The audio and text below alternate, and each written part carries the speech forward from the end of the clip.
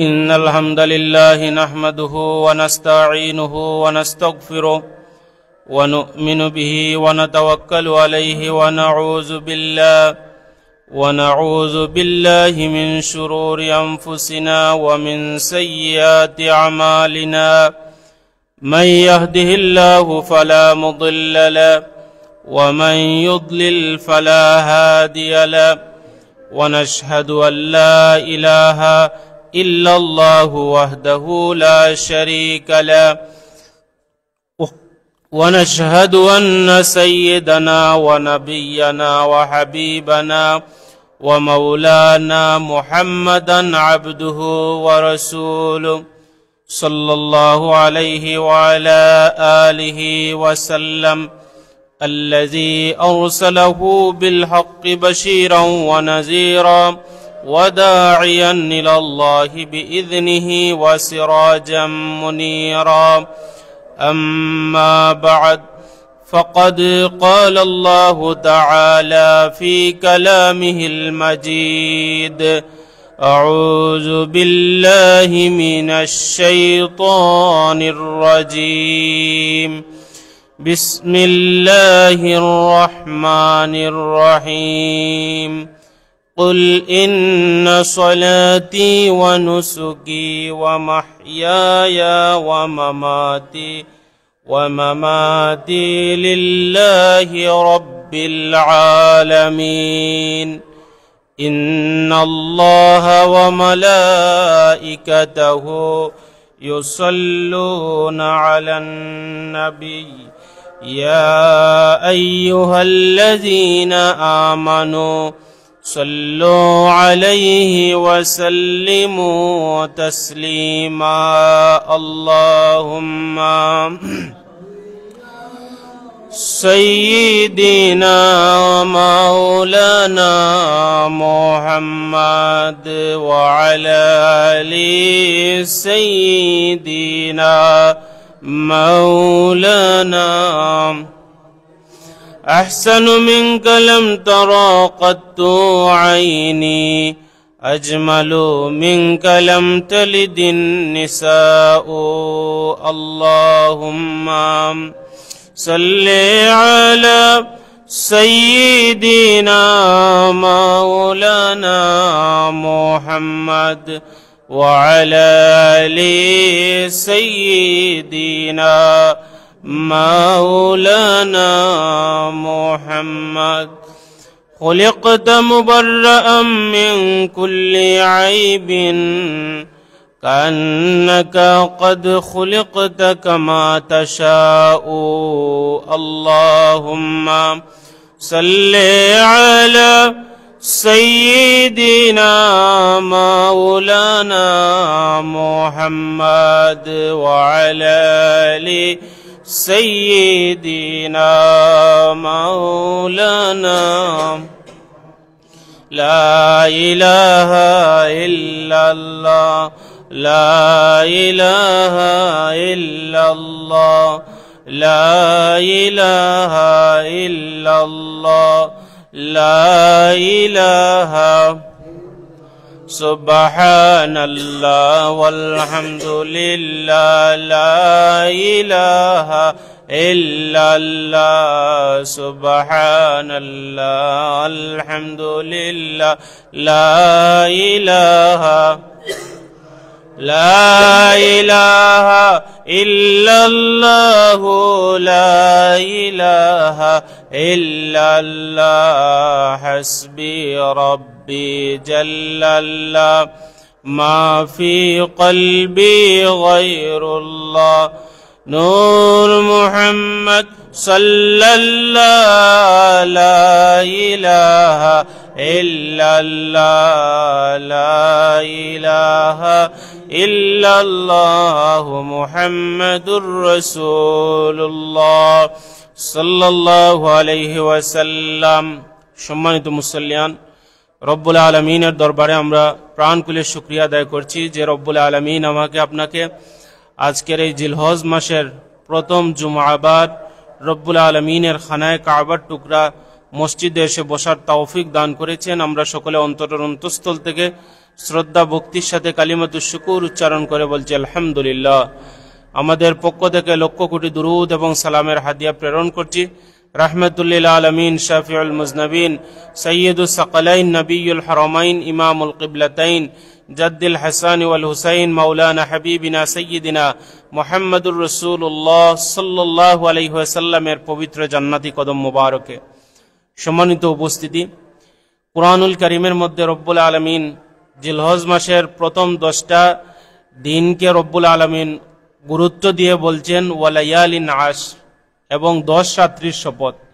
এই 10 রাত্রি বলতে জিলহজের প্রথম যে 10টা রাত এবং দিন, এইগুলা রব্বুল আলামিন বুঝিয়েছেন। এই দিন এবং রাত রব্বুল আলামিনের নিকট অন্যান্য বৎসরের অন্যান্য দিনের তুলনায় গুরুত্ব অনেক বেশি। এই জন্য আল্লাহর হাবিব সাল্লাল্লাহু আলাইহি ওয়াসাল্লাম এই সময় আমাদেরকে বেশি বেশি করে পড়তে বলেছেন, ফাআকসিরু ফীহিন্নাত তাহলিল ওয়াত তাকবীর ওয়াত তাহমিদ। এই সময় যেন আমরা বেশি বেশি করে আলহামদুলিল্লাহ, আল্লাহু আকবার, লা ইলাহা ইল্লাল্লাহ, এই তসবিহগুলা এই সময় আমাদের বেশি বেশি পড়তে আল্লাহর হাবিব সাল্লাল্লাহু আলাইহি ওয়াসাল্লাম বলেছেন। আলহামদুলিল্লাহ, আল্লাহু আকবার, লা ইলাহা ইল্লাল্লাহ। আর এই 10টা রজনীতে যদি কোনো মানুষ রাত্রে ইবাদত করে, আল্লাহর হাবিব সাল্লাল্লাহু আলাইহি ওয়াসাল্লাম বলেছেন তার নামায়ে আমলনামার মধ্যে শবে কদরের রজনীর সওয়াবের মতো সওয়াব রব্বুল আলামিন দান করবেন। দিনে যদি রোজা রাখে, একটা রোজার কারণে রব্বুল আলামিন 1 বছরের রোজার সওয়াব দান করে দেন। আর আমাদের সামনে যে একটা গুরুত্বপূর্ণ দিন আমাদের আসছে, এই 10টা দিনের মধ্যে আরেকটা দিন আরো বেশি ফজিলতপূর্ণ, সেটি হচ্ছে ইয়াউমুল আরাফা, আরাফার দিন। ওই দিন রব্বুল আলামিন মানুষের দোয়া কবুল করেন। ওই দিন গুনাহগার বান্দাবান্দীদেরকে রব্বুল আলামিন মাফ করে দেন। সুতরাং এই রজনীটা, এই দিনটা আমাদের সামনে খুবই সন্নিকটে। তো এই দিনের রোজা সম্পর্কে আল্লাহর হাবিব সাল্লাল্লাহু আলাইহি ওয়াসাল্লামের সহিহ হাদিস দ্বারা প্রমাণিত, কোন মানুষ রোজা রাখলে তার আগের 1 বছর, সামনের 1 বছরের গুনাহ রব্বুল আলামিন মাফ করে দেন। এই সময়টা আমরা যাতে ইবাদত বন্দেগী করতে পারি, রব্বুল আলামিন যেন আমাদেরকে তৌফিক দান করেন, আমরা সবাই বলি আমিন। বিশেষ করে এই 10টা দশকের মধ্যে রব্বুল আলামিন আমাদের গুরুত্বপূর্ণ একটা ইবাদত আমাদের জন্য ওয়াজিব করে দিয়েছেন, যে ইবাদতের নাম হচ্ছে কুরবানি। রব্বুল আলামিন এই যে কুরবানির দিনগুলাতে রব্বুল আলামিনের উদ্দেশ্যে উট, গরু, ছাগল, ওইগুলা জন্তু জবাই করার নাম হচ্ছে উদহিয়া। উদহিয়া মানে হচ্ছে কুরবানি। অধিকাংশ ফুকাহায়ে কেরামদের মতে যারা সামর্থ্যবান রয়েছে তাদের উপর কুরবানি আদায় করা ওয়াজিব। যদিও আজকাল কেউ কেউ বলছেন যে যদি কুরবানি, একজন মানুষের সামর্থ্য থাকা সত্ত্বেও যদি সে কুরবানি না করে তাহলে সে গুনাহগার হবে না। সুস্পষ্টভাবে এটা শরীয়ত বিবর্জিত কথা, এটা শরীয়ত গ্রহণযোগ্য কথা হওয়ার কোনো সুযোগ নাই। কারণ আল্লাহর হাবিব সাল্লাল্লাহু আলাইহি ওয়াসাল্লাম ইরশাদ করছেন, মান কানা লাহু সাআতুন ওয়া লাম ইউদাহি ফালা ইয়াকরাবান্না মুসাল্লানা। কোন মানুষের যদি কুরবানি দেওয়ার মতো সক্ষমতা থাকে আর ওই মানুষটা যদি কুরবানি না দেয়, আল্লাহর হাবিব কড়া ভাষায় ঘোষণা করেছেন সে যেন আমার ঈদগাহে না আসে, সে যেন আমার ঈদগাহে না আসে। এই জন্য কুরবানি ওয়াজিব হয়ে গেলে কুরবানি ছাড়ার কোনো সুযোগ নাই। কারণ আল্লাহর হাবিব সাল্লাল্লাহু আলাইহি ওয়াসাল্লাম কুরবানি 2য় হিজরিতে ওয়াজিব হয়েছিল। এই 2য় হিজরি থেকে আল্লাহর হাবিব সাল্লাল্লাহু আলাইহি ওয়াসাল্লাম 10 বছর মদিনা মুনাওয়ারায় ছিলেন। এই 10টা বছরের মধ্যে একটা বছরও আল্লাহর হাবিব সাল্লাল্লাহু আলাইহি ওয়াসাল্লাম কুরবানি ছাড়েন নাই। আল্লাহর হাবিবের নিরবিচ্ছিন্ন এই আমল ছাড়ার কোনো সুযোগ নাই। যদি ওয়াজিব হয়ে যায়, সামর্থ্যবান কেউ হয়ে যায়, তাহলে তার ছাড়ার কোনো সুযোগ নাই। এবার আমাদের জন্য রব্বুল আলামিন এই 10টা দশকের মধ্যে আর একটা গুরুত্বপূর্ণ আমল রেখে দিয়েছেন। রুইয়া আন্নাহু লাম্মা যাবাহাহু ক্বালা জিবরিল, হযরত ইব্রাহিম এবং ইসমাঈল আলাইহিস সালাম যখন জবাই করার জন্য প্রস্তুতি গ্রহণ করলেন, তখন সাইয়্যিদুনা হযরত জিবরাইল আলাইহিস সালাম বললেন, আল্লাহু আকবার, আল্লাহু আকবার। ফাকালা যাবিহ, হযরত ইসমাঈল আলাইহিস সালাম বললেন, লা ইলাহা ইল্লাল্লাহু আল্লাহু আকবার। ফাকালা ইব্রাহিম, এবং ইব্রাহিম আলাইহিস সালাম বললেন, আল্লাহু আকবার, আল্লাহু আকবার, ওয়ালিল্লাহিল হামদ। হযরত ইব্রাহিম আলাইহিস সালাম, ইসমাইল আলাইহিস সালাম এবং জিব্রাইল আলাইহিস সালামের পবিত্র মুখ নিঃসৃত রব্বুল আলামিনের প্রশংসা সূচক এই তসবিহকে এত কবুল করেছেন রব্বুল আলামিন। আমাদের শরীয়তের মধ্যে 9 জিলহজ থেকে শুরু করে 9 জিলহজ ফজরের নামাজ থেকে শুরু করে 13 জিলহজ আসর পর্যন্ত এই 23টা ওয়াক্ত প্রত্যেক ফরজ নামাজের পর এই তাকবীরে তাশরিক পড়া ওয়াজিব করে দিয়েছেন। এত পছন্দনীয় রব্বুল আলামিনের নিকট হয়েছে, আল্লাহর এই প্রশংসাটা আল্লাহর নিকট এত পছন্দ হয়েছে, রব্বুল আলামিন আমাদের শরীয়তের মধ্যে এটা ওয়াজিব করে দিয়েছেন। এই জন্য আপনি একাকী নামাজ পড়েন, জামাতে নামাজ পড়েন, পুরুষ হলে একবার আপনাকে পড়তেই হবে। কোনো কারণে নামাজ যদি কাজা হয়ে যায়, ওই কজা নামাজ আদায় করে ওই তাকবীরে তাশরিক আপনাকে পড়তে হবে। একবার পড়া আপনার জন্য ওয়াজিব, 3 বার পড়া মুস্তাহাব। যদি মহিলা হয়ে থাকেন তাহলে তিনি আস্তে আস্তে পড়বেন, আর পুরুষ যারা তারা উচ্চ আওয়াজে পড়বেন, এটা হচ্ছে ওয়াজিব। আর আমরা সব সময় যখনই সময় পাবো, আমরা এই 10টা দিনের মধ্যে যখনই সময় পাবো এই তাকবীরে তাশরিক আমরা পড়বো। আমরা যখন ঈদগাহের মাঠে যাব, এই তাকবীরে তাশরিক পড়তে পড়তে আমরা যাব। ঈদগাহ থেকে যখন আমরা আসবো, তাকবীরে তাশরিক পড়তে পড়তে যেন আমরা আসি। এটা হচ্ছে ইব্রাহিম আলাইহিস সালাম, ইসমাইল আলাইহিস সালাম এবং সাইয়্যিদুনা হযরত জিবরিল আমিনের পবিত্র মুখ নিঃসৃত রব্বুল আলামিনের প্রশংসা সূচক এই বাক্যগুলা। সুবহানাল্লাহ। সুতরাং এই গুরুত্বপূর্ণ আমল আমরা ছাড়বো না, আমরা নিজেরা পড়বো। যেহেতু এটা বছরে এই কয়েকটা দিন 9 জিলহজ থেকে 13 জিলহজ পর্যন্ত, অনেকের মনে নাও থাকতে পারে। আপনার ঘরের মধ্যে দরকার হয় লিখে রাখবেন। আপনার বিবি বাচ্চা তাদেরকে আপনার নিজেরা সবক দিবেন, নিজেরা তাদেরকে আমরা উৎসাহিত করব। তাদেরকে যদি উৎসাহিত না করি, তারা যদি না পড়ে বালেগ হয়ে থাকেন, তাহলে এর জন্য তারা গুনাহগার হয়ে যাবেন। আমরা তাদেরকে গুনাহ থেকে বাঁচাবো এবং তাদেরকে এই ইবাদতের প্রতি আমরা উৎসাহিত করব। এবার আসেন, রব্বুল আলামিন যাদের উপর কুরবানি ওয়াজিব করে দিয়েছেন, এই সমস্ত মানুষ হচ্ছে যারা মুসলিম, যারা স্বাধীন, যারা মুকিম। মুকিম মানে হচ্ছে যিনি নিজের বাড়িতে অবস্থান করছেন, সহজ কথায় হচ্ছে যিনি মুসাফির নন, তিনি হচ্ছেন মুকিম।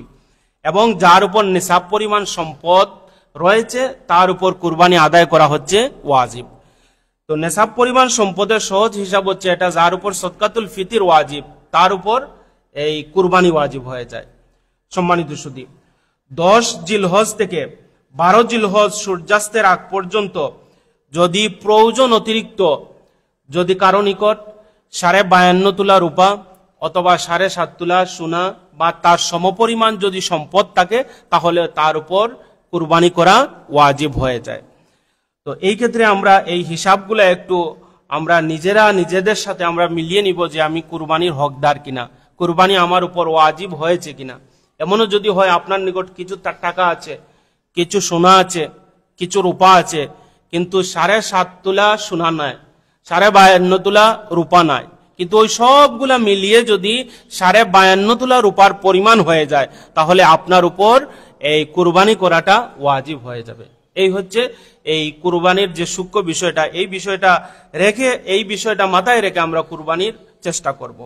সম্মানিত সুধী, যদি এমনও হয় কোন মহিলার স্বামী রয়েছে, তার উপর কুরবানি ওয়াজিব, এবং মহিলার এমন কিছু সম্পদ রয়েছে, মনে করেন তার 7.5 তোলা সোনা রয়েছে, তাহলে এই সম্পদের মালিক মহিলা থাকার কারণে, স্ত্রী থাকার কারণে স্ত্রীর উপরও কুরবানি করা ওয়াজিব হয়ে যায়।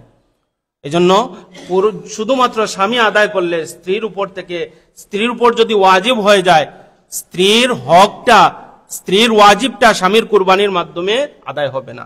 এই বিষয়টা আমরা মনে রাখবো। সম্মানিত সুধী, যদি কেউ গরিব হয়ে থাকেন, তার উপর কুরবানি ওয়াজিব নয়, কিন্তু 2টা কারণে তার উপর কুরবানি ওয়াজিব হয়ে যায়।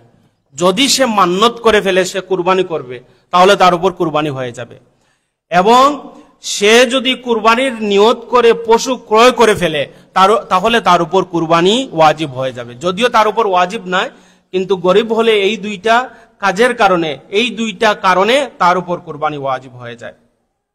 এখন কোনো অপ্রাপ্ত বয়স্ক যদি কোনো ছেলে বা মেয়ে সে যদি কুরবানি দিতে চায়, তাহলে তার কুরবানি আদায় হবে, তবে কুরবানিটা নফল হিসাবে তার আদায় হবে।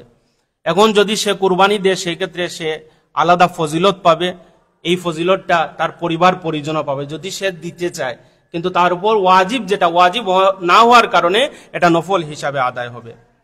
সম্মানিত সুধী, যদি কেউ হজে যান, হজে যাওয়ার পর দেখা যায় এই হজের একটা কুরবানি আছে, যদি হজের কুরবানি আদায় করে যদি কেউ মনে করেন যে আমার কুরবানিটা ওয়াজিব কুরবানিটা আদায় হয়ে গিয়েছে, সেটা মনে করার কোনো সুযোগ নাই। সেটা হচ্ছে হজের কুরবানি। সেটা কিসের কুরবানি? এটা হজের সাথে সংশ্লিষ্ট। এই যে ওয়াজিব কুরবানি, যেটা এই ওয়াজিব কুরবানিটা হজের কুরবানির সাথে আদায় হবে না। সম্মানিত সুধী, এবার আসে আমি সংক্ষেপে শুধুমাত্র পয়েন্টগুলা কুরবানির কিছু মাসআলা মাসাইল আপনাদের সামনে উপস্থাপন করি। যে মৃত ব্যক্তির নামে কুরবানি করা যাবে কিনা, এটা একটা মাসআলা আমাদের সামনে সব সময় আসে, যে মৃত ব্যক্তির নামে কুরবানি করা যাবে কিনা। তো নামে এবং পক্ষ থেকে বিষয়টা হচ্ছে যে কুরবানি হবে রব্বুল আলামিনের নামে, কুরবানি হবে রব্বুল আলামিনের নামে। আর আমরা যে বলি যে 7 নামে কুরবানি, এটা হচ্ছে 7 জনের পক্ষ থেকে। 7 জনের পক্ষ থেকে কুরবানি হবে। কার নামে হবে কুরবানি? রব্বুল আলামিনের নামে কুরবানি হবে। সুতরাং এটা মনে করার কোনো সুযোগ নাই যে 7 নামে কুরবানি দেওয়ার মানে হচ্ছে এটা যে এই 7 জনের নামে কুরবানি দেওয়া হয়েছে। এটাও যদি কারো নিয়তের মধ্যে থাকে যে আমার নামে আমি কুরবানি দিলাম, তাহলে এই কুরবানি কবুল হবে না, বরং সে তার পক্ষ থেকে রব্বুল আলামিনের নামে সে এটা কুরবানি করেছে। এটা হচ্ছে কুরবানির মূল উদ্দেশ্য। সম্মানিত সুধী, এখন কোনো ব্যক্তি যদি তার নিজের কুরবানি আদায় করার পর তার মৃত বাবা মা অথবা আত্মীয় স্বজনের উদ্দেশ্যে যদি কোনো কুরবানি করতে চায়, অথবা কুরবানির অংশে যদি কোনো নাম দিতে চায়, তাহলে সে দিতে পারবে।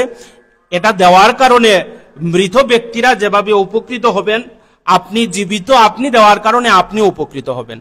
সুতরাং ইসালে সওয়াবের উদ্দেশ্যে এইভাবে মৃত ব্যক্তির নাম সংযুক্ত করলে বা মৃত ব্যক্তির পক্ষ থেকে যদি আপনি দেন, তাতে কোনো অসুবিধা হবে না, বরং তিনি সওয়াবের অধিকারী হবেন। এবার দেখেন, আপনি যদি অন্যের পক্ষ থেকে কুরবানি দিতে চান, সেই ক্ষেত্রে যার পক্ষ থেকে আপনি কুরবানি দিবেন তার অনুমতি নিয়ে আপনি কুরবানিটা দেওয়ার চেষ্টা করবেন। আর মৃত বাবা মায়ের বা আত্মীয় স্বজনের যে আপনি কুরবানিটা দিলেন, এই কুরবানিটা কি হয়ে আদায় হবে? শরীয়তের মধ্যে এসছে যে এটা নফল হিসাবে, নফল কুরবানি হিসাবে সেটা রব্বুল আলামিনের নিকট গ্রহণযোগ্য হবে। এবার আসেন, আমরা যে কুরবানি করি, কুরবানি করার ক্ষেত্রে দেখা যায় আমাদের অনেকের কুরবানির অতিরিক্ত কিছু জন্তু হয়ে যায়। তখন আমরা চিন্তা করি যে আমি আমার আত্মীয় স্বজনের নামে কুরবানি তো দিলাম, হয়ে গেল, এখন আমি রাসূল করিম সাল্লাল্লাহু আলাইহি ওয়াসাল্লামের নামে, রাসূল করিম সাল্লাল্লাহু আলাইহি ওয়াসাল্লামের পক্ষ থেকে আমি কুরবানি দিতে পারবো কিনা। আল্লাহর হাবিব সাল্লাল্লাহু আলাইহি ওয়াসাল্লামের নামে, আল্লাহর হাবিব সাল্লাল্লাহু আলাইহি ওয়াসাল্লামের পক্ষ থেকে কুরবানি করাটা জায়েজ এবং এটা একটা উত্তম কাজ। শুধু উত্তম নয়, বরং একজন উম্মতের জন্য একটা সৌভাগ্যের বিষয়, অনেক বড় একটা সৌভাগ্যের বিষয়। কারণ আল্লাহর হাবিব সাল্লাল্লাহু আলাইহি ওয়াসাল্লাম নিজে তার অনাগত উম্মতদের পক্ষ থেকে তিনি কুরবানি দিতেন। আমাদের পক্ষ থেকে আল্লাহর হাবিব সাল্লাল্লাহু আলাইহি ওয়াসাল্লাম, আমরা এখনো দুনিয়াতে আসি নাই, আল্লাহর হাবিব সাল্লাল্লাহু আলাইহি ওয়াসাল্লাম আমাদের পক্ষ থেকে কুরবানি দিয়েছেন। এবং যদি আমাদের সামর্থ্য হয়, আমরা আল্লাহর হাবিব সাল্লাল্লাহু আলাইহি ওয়াসাল্লামের এই নাম সংযুক্ত করে আমরা কুরবানি দিব ইনশাআল্লাহ। সাইয়্যিদুনা আলী রাদিয়াল্লাহু তাআলা আনহু, তিনি প্রতি বছর নিজের নামের সাথে আল্লাহর হাবিব সাল্লাল্লাহু আলাইহি ওয়াসাল্লামের নাম দিয়ে তিনি কুরবানি দিতেন। তখন একজন সাহাবী তিনি বললেন, রাআইতু আলিয়ান ইউদাহি বিকাবশাইনে, আমি দেখতাম আলী রাদিয়াল্লাহু তাআলা আনহু 2টা মেষ তিনি কুরবানি করতেন। ফাকুলতু লাহু মা হাযা, আমি আলী রাদিয়াল্লাহু তাআলা আনহুকে জিজ্ঞেস করলাম যে আপনি 2টা কুরবানি কেন করেন? তখন তিনি বললেন, ফাকালা ইন্না রাসূলুল্লাহি সাল্লাল্লাহু আলাইহি ওয়াসাল্লাম আওসানি আন ইউদাহি আনহু, আমার রাসূল সাল্লাল্লাহু আলাইহি ওয়াসাল্লাম আমাকে ওসিয়ত করেছেন আমি যেন উনার পক্ষ থেকে কুরবানি দেই। সুবহানাল্লাহ। ফাআনা উদাহি আনহু, আমি একটা আমার পক্ষ থেকে দেই আর একটা আমি রাসূল করিম সাল্লাল্লাহু আলাইহি ওয়াসাল্লামের পক্ষ থেকে আমি কুরবানি দেই। সুতরাং এই সুযোগ যদি আমাদের হয়, এই সুযোগ যদি আমাদেরকে রব্বুল আলামিন দান করেন, তাহলে আমরা এই সুযোগটা যেন হাতছাড়া না করি, এই সৌভাগ্য থেকে যেন আমরা মাহরুম না হই। কোনো ব্যক্তির যদি কুরবানি কাজা হয়ে যায়, তাহলে সে কিভাবে তার কাজা কুরবানি আদায় করবে? সে যদি চায় যে একটা গরু বা একটা উট, ওইগুলাতে 60টা অংশে কুরবানি দেওয়া যায়, এই 60টা অংশের মধ্যে যদি সে চায় যে একটা অংশের মধ্যে কাজাকে একত্রিত করতে, তাহলে সে পারবে না। সে কিভাবে দিবে? সে মধ্যম ধরনের একটা বকরি সে কুরবানি করবে, সে এই 7 অংশের মধ্যে সে সংযুক্ত হতে পারবে না। সম্মানিত সুধী, শুধু 1 ভাগ, যে সমস্ত জন্তু দিয়ে শুধুমাত্র 1 ভাগ কুরবানি দিতে হয়, সেটা হচ্ছে ছাগল, বেড়া, দুম্বা, ওইগুলাতে শুধুমাত্র একজনের পক্ষ থেকে কুরবানি দিতে পারবেন। আর 60টা ভাগে কুরবানি দিতে পারবেন যদি উট হয়, গরু হয়, মহিষ হয়, তাহলে সেটাতে আমরা 60টা ভাগে আমরা বিভক্ত করে আমরা কুরবানি দিতে পারবো, অর্থাৎ 7 জনের পক্ষ থেকে আমরা কুরবানি দিতে পারবো। এই ক্ষেত্রে মানে মনে করেন এক অংশের মধ্যে মনে করলেন এই এক অংশটাকে আমরা 2 ভাই ভাগ করে আমরা এক অংশ সংযুক্ত করে 2 অংশ হয়ে যাবে, এটা করলে কুরবানি হবে না। হাদিসের মধ্যে এসেছে আন জাবির ইবনে আব্দুল্লাহ রাদিয়াল্লাহু তাআলা আনহু قال নাহারানা মা রাসূলুল্লাহ সাল্লাল্লাহু আলাইহি ওয়াসাল্লাম আমিল হুদায়বিয়া, আল্লাহর হাবিব সাল্লাল্লাহু আলাইহি ওয়াসাল্লাম আমাদের সাথে হুদায়বিয়া যখন ছিলেন, হুদায়বিয়ার সন্ধির দিন আল্লাহর হাবিব সাল্লাল্লাহু আলাইহি ওয়াসাল্লাম কুরবানি করলেন আমাদের সাথে বাদানাতা আন সাবআ, এবং কুরবানি করার পর উট কুরবানি করলেন আল্লাহর হাবিব সাল্লাল্লাহু আলাইহি ওয়াসাল্লাম, এবং উটকে 60টা অংশে কুরবানি করলেন। কয়টা অংশে কুরবানি করলেন? 60টা অংশে কুরবানি করলেন। এরপর অন্য ওয়াল বাকারাতা আন সাবআ, এবং আরেকটি গরু কুরবানি করলেন, সেটা 60টা অংশে। সুবহানাল্লাহ। সুতরাং এই হাদিস দ্বারা সুস্পষ্টভাবে প্রমাণিত আল্লাহর হাবিব সাল্লাল্লাহু আলাইহি ওয়াসাল্লাম নিজে একটা উটের মধ্যে কয়টা অংশ দিয়েছেন? 60টা অংশ। গরুর মধ্যে কয়টা অংশ দিয়েছেন? 60টা অংশ। আরেকটা হাদিস এসেছে জাবের রাদিয়াল্লাহু তাআলা তিনি বলছেন ক্বালা হাজ্জানা মা রাসূলুল্লাহ সাল্লাল্লাহু আলাইহি ওয়াসাল্লাম, আমরা আল্লাহ রাসূল সাল্লাল্লাহু আলাইহি ওয়াসাল্লামের সাথে হজ করলাম। ফানাহারানাল বাঈরাতা আন সাবআ, আল্লাহর হাবিব সাল্লাল্লাহু আলাইহি ওয়াসাল্লাম তিনি উট কুরবানি করলেন 60টা অংশে কুরবানি। এই হজের সময় একটা উটের মধ্যে কয়টা অংশ নিলেন? 60টা অংশ, 7 জনের পক্ষ থেকে দিলেন। আর ওয়াল বাকারাতা আন সাবআ, এবং তিনি গরু কুরবানি করলেন এবং গরুর মধ্যেও তিনি 60টা অংশ তিনি দিলেন, 7 জনের পক্ষ থেকে দিলেন। অসংখ্য হাদিসের মধ্যে এই 2টা হাদিস দেওয়ার অর্থ হচ্ছে এটা যে আমরা যেন এটা কখনোই না ভাবি যে আমাদের উপর কুরবানি ওয়াজিব হয়ে গিয়েছে, কিন্তু এই পুরো একটা গরু কেনার মতো আমার সামর্থ্য নেই, তাহলে আমরা একত্রিত হয়ে 7 জন একত্রিত হয়ে বা 3 জন একত্রিত হয়ে 4 জন একত্রিত হয়ে এই ওয়াজিব যদি আমরা আদায় করি, তাহলে এই হাদিস দ্বারা প্রমাণিত এই ওয়াজিবটা আমাদের আদায় হয়ে যাবে। রব্বুল আলামিন যেন আমাদের কবুল করেন, আমরা সবাই বলি আমিন। এবার আসেন সাইয়্যিদুনা হযরত আবু হানিফা রাহিমাহুল্লাহ, এই সব কিছু মিলিয়ে আবু হানিফা রাহমাতুল্লাহ আলাইহির সম্পর্কে ইমাম নববী রাহমাতুল্লাহ আলাইহি তিনি বলছেন ওয়াকালা আবু হানিফাতা ইয়াজুজু ইন কানু কুল্লুহুম মুতাকাররিনিনা ওয়া ইল্লা কাল্লা, যদি এই যে 7 জন, এই 7 জনের মধ্যে যদি তাকওয়া পরিপূর্ণ থাকে, তাহলে ওই 7 জনের কুরবানি রব্বুল আলামিনের নিকট গ্রহণযোগ্য হবে। যদি আপনি 7 জনের মধ্যে কোনো ব্যক্তি থাকলো সুদকুর, কোনো ব্যক্তি থাকলো ঘুষখোর, কোনো ব্যক্তি থাকলো ফাসেক, এই ফাসেক সুদকুর ঘুষখোর থাকার কারণে এই আপনি মুত্তাকি হবেন ঠিকই, কিন্তু ওই ফাসেককে সংযুক্ত করার কারণে, ওই পাপাচার ব্যক্তিকে সংযুক্ত করার কারণে ওই পুরো কুরবানিটা বাতিল হয়ে যাবে। এই জন্য এই কুরবানির মূল যে উদ্দেশ্য, এই উদ্দেশ্যটা যেন আমরা না হারাই। অনেক ত্যাগের ফল হচ্ছে এই কুরবানি, অনেক স্যাক্রিফাইসের ফসল হচ্ছে এই কুরবানি। এই কুরবানিটা যেন আমাদের অবহেলার কারণে আমরা নষ্ট না করি। এবার দেখেন আমরা যারা 7 অংশে কুরবানি দিব, এই 7 অংশের 7টা ভাগ যাতে আমাদের সমান হয়, আমাদের নিয়ত যেন একই নিয়ত থাকে, এবং পশু ক্রয়ের আগে আমরা 7 জন আমরা নির্দিষ্ট করে নেব, এটা হচ্ছে উত্তম কাজ। পশু ক্রয়ের আগেই আমরা জয়জন কুরবানি করব, 3 জন হোক, 4 জন হোক, 5 জন হোক, আমরা নির্ধারণ করে আমরা ওই নিয়তে, কুরবানির নিয়তে, আল্লাহ সন্তুষ্টি অর্জনের নিয়তে আমরা এই কুরবানিটা আমরা আদায় করব। এবার আসেন এই কুরবানির বন্টনের ক্ষেত্রে আমরা এই যে 7টা অংশ আমরা কিভাবে বন্টন করব, এটা মনে রাখবেন। এই যে আইডিয়া করে যে বন্টন করা হয়, যে এই এক অংশ আইডিয়া করে দিলেন, ওটার মতো করে আবার এক অংশ, ওটার মতো করে, এইভাবে দিলে কুরবানির এইটা হক আদায় হয় না, এটা বন্টন হয় না। কিভাবে করবেন? আপনি ওজন দিবেন, আপনার কষ্ট হোক, কুরবানির আগে এই ওজনের ব্যবস্থা আপনি করে নেবেন, পাল্লার ব্যবস্থা করে নেবেন, যাতে কারো কোনো অংশে কোনো ধরনের ত্রুটি না হয়, কম না হয়, সবার যেন সমান অংশ হয়। এরপরে আরেকটা গুরুত্বপূর্ণ বিষয়, সেটা হচ্ছে আমরা এই যে কুরবানির সাথে আকিকা আদায় করতে পারবো কিনা। তো আকিকার ক্ষেত্রে মাসআলা হচ্ছে আল্লাহর হাবিব সাল্লাল্লাহু আলাইহি ওয়াসাল্লাম বলেছেন আকিকার উত্তম হচ্ছে একজন ছেলে বা মেয়ে 7ম দিনে আমরা আকিকা করব, তার একটা সুন্দর নাম রাখবো, এটাই হচ্ছে সবচেয়ে উত্তম বিষয়। এই কাজটা আমরা করব ইনশাআল্লাহ। যদি এই কাজটা আমরা করতে সক্ষম না হই, আর্থিক অনটনের মধ্যে থাকেন বা কোনো ওজর থাকে, এবং ওই ব্যক্তি যদি চান তিনি কুরবানির সাথে আকিকা আদায় করতে, তাহলে ইসলামী শরীয়ত তাকে পারমিশন দিয়েছে যে কুরবানির সাথে আকিকা আদায় করা যাবে, তাতে কোনো অসুবিধা হবে না। তবে উত্তম কি? উত্তম হচ্ছে 7ম দিনে তার আকিকা আদায় করতে হবে, এটা হচ্ছে উত্তম কাজ। আর যদি না পারেন তাহলে আপনি এই কুরবানির সাথে আপনি আকিকা দিতে পারবেন, তাতে কোনো অসুবিধা হবে না। গরু কুরবানির সময় আপনি আকিকার নিয়ত করে নেবেন যে আমি আমার ছেলের আকিকা করছি বা আমি আমার মেয়ের আকিকা করছি। যদি ছেলে হয় আল্লাহর হাবিব সাল্লাল্লাহু আলাইহি ওয়াসাল্লাম বলেছেন তার জন্য 2টা ছাগল, মেয়ে যদি হয় তার জন্য 1টা ছাগল। সেই ক্ষেত্রে আমরা 2টা নাম না পারলে 1টা নাম দিয়েও আমরা এই আকিকাটা আমরা আদায় করব। আমাদের ছেলে আমাদের মেয়ের জন্য আমাদের উপর একটা হক হচ্ছে তাদের সুন্দর নাম রাখা, তাদের আকিকা করা। এই আকিকা থেকে যেন আমরা মহরুম না হই, আমরা যেন বঞ্চিত না হই। আমার ছেলে মেয়ের আকিকা যদি না হয় আমরা আকিকা দিয়ে নিব। সাইয়্যিদুনা হযরত আবু হানিফা রাহিমাহুল্লাহ তিনি বলেছেন ইজা কানাত কুল্লুহা লিল্লাহ। লম্বা উনার কৌল, উনার কথা হচ্ছে এটা যে আকিকা করা হয় রব্বুল আলামিনের সন্তুষ্টি অর্জনের উদ্দেশ্যে, কুরবানি করা হয় রব্বুল আলামিনের সন্তুষ্টি অর্জনের উদ্দেশ্যে। সুতরাং দয়াটার উদ্দেশ্য হচ্ছে সেম। সুতরাং দুটিকে যদি আপনি একত্রিত করে ফেলেন সেই ক্ষেত্রে আপনার কুরবানিও আদায় হবে, আপনার এই আকিকাও আদায় হয়ে যাবে। এবার আসেন, যদি কোনো জন্তু বন্দা থাকে সেটা দিয়ে কুরবানি আদায় করা যাবে কিনা? ইসলামী শরীয়ত বলছে সেটা দিয়ে আদায় করা যাবে, তাতে কোনো অসুবিধা হবে না। এবার আসেন আরেকটা গুরুত্বপূর্ণ প্রশ্ন, সেটা হচ্ছে খাসি বা বলদ দিয়ে কুরবানি করা যাবে কিনা।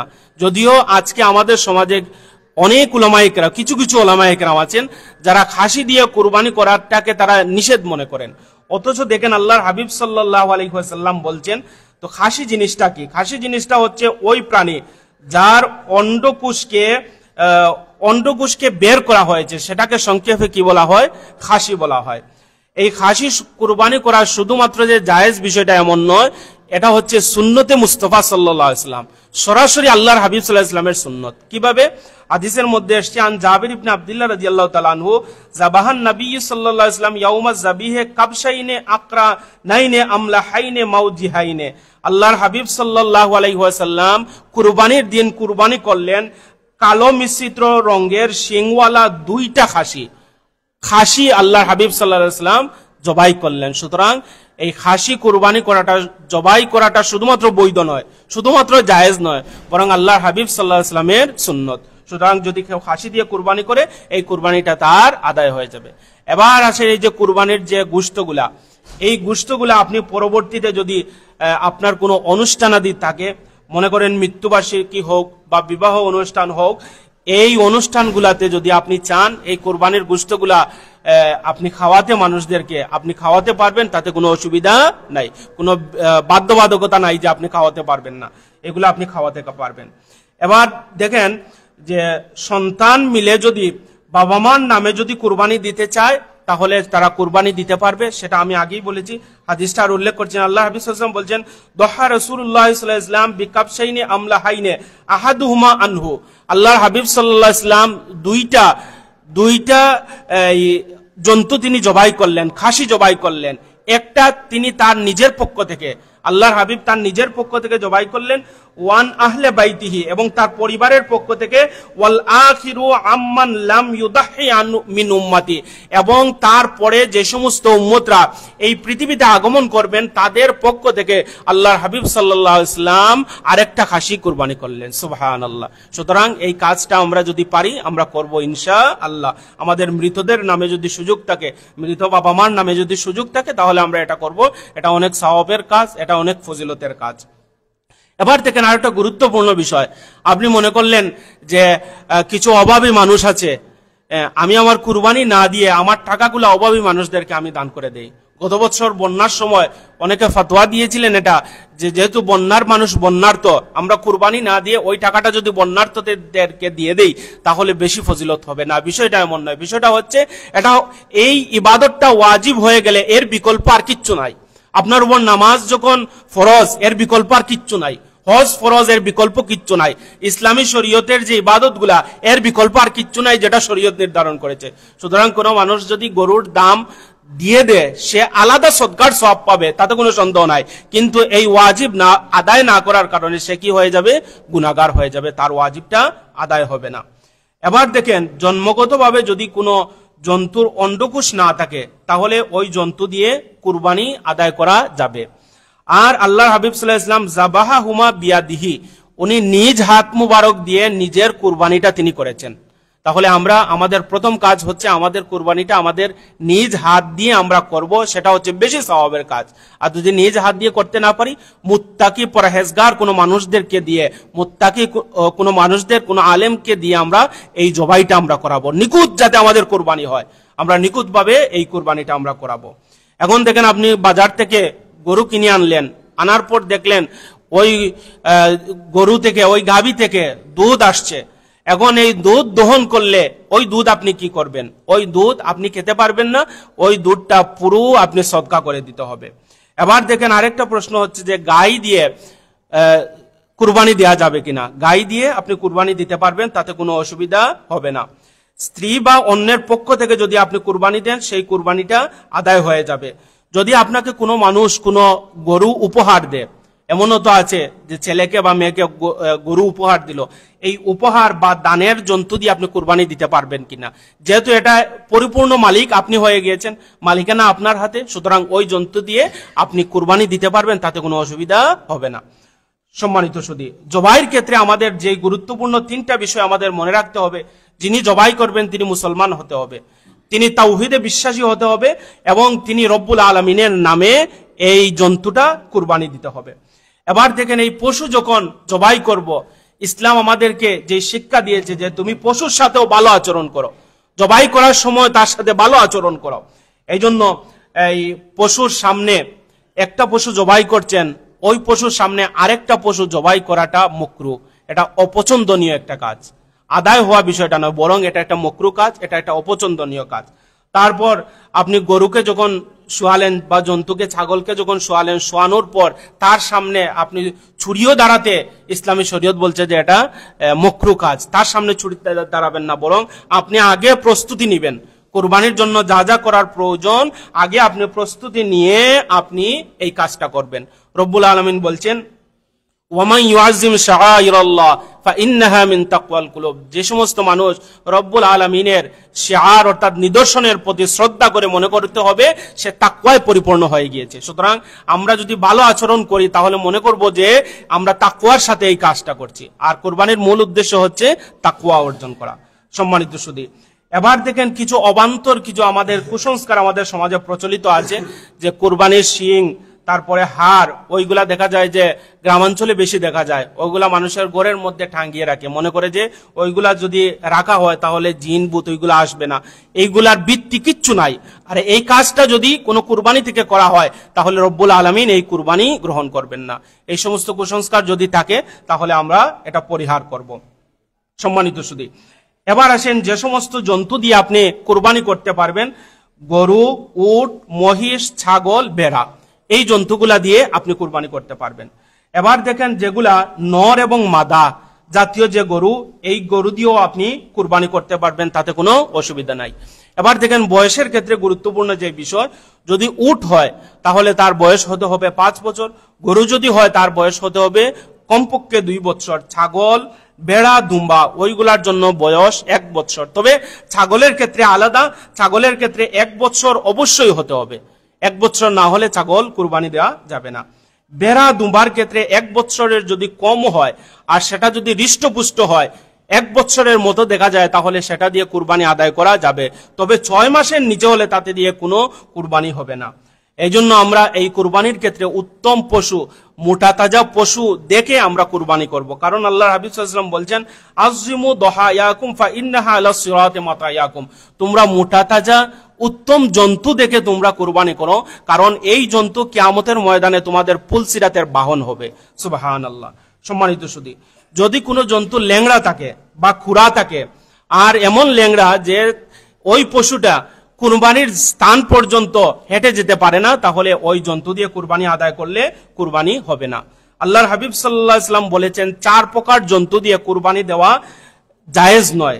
1 নম্বর হচ্ছে অন্ধ, এমন অন্ধত্ব যেই অন্ধত্বটা প্রকাশ্যমান, রোগা, এমন রোগা যেই রোগাটা প্রকাশ্যমান, খুরা, এমন খুরা যেই খুরাটা প্রকাশ্যমান, দুর্বল, যার হাড় মজ্জা এগুলা নাই, এই জন্তু দিয়ে কুরবানি আদায় করা যাবে না।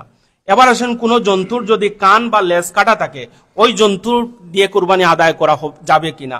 যদি কোনো জন্তুর অর্ধেক কান কাটা থাকে বা অর্ধেক লেজ কাটা থাকে বা অর্ধেকের বেশি যদি হয়, তাহলে ফুকাহায়ে কেরামদের মত হচ্ছে ওই জন্তু দিয়ে কুরবানি আদায় করা যাবে না। কান লেজ যদি অর্ধেক কাটা থাকে তাহলে ওই জন্তু দিয়ে কুরবানি আদায় করা যাবে না। অর্ধেকের কম যদি হয় তাহলে সেটা দিয়ে কুরবানি আদায় করা যাবে। জন্মগতভাবে যদি কোনো জন্তুর কান, এক কান ছোট এক কান বড় এইরকম যদি থাকে, তাহলে ওই জন্তু দিয়ে কুরবানি আদায় করা যাবে, তাতে কোনো অসুবিধা হবে না। সম্মানিত সুধী, যদি কোনো জন্তুর দাঁত না থাকে, যদি কোনো জন্তুর একটাও দাঁত না থাকে, অথবা এত বেশি দাঁত তার পড়েছে যেইগুলা দিয়ে এই ঘাস চিবাতে পারে না, এইরকম অবস্থা যদি কোনো জন্তুর হয়ে থাকে, তাহলে ওই জন্তু দিয়ে কুরবানি দেয়া যাবে না।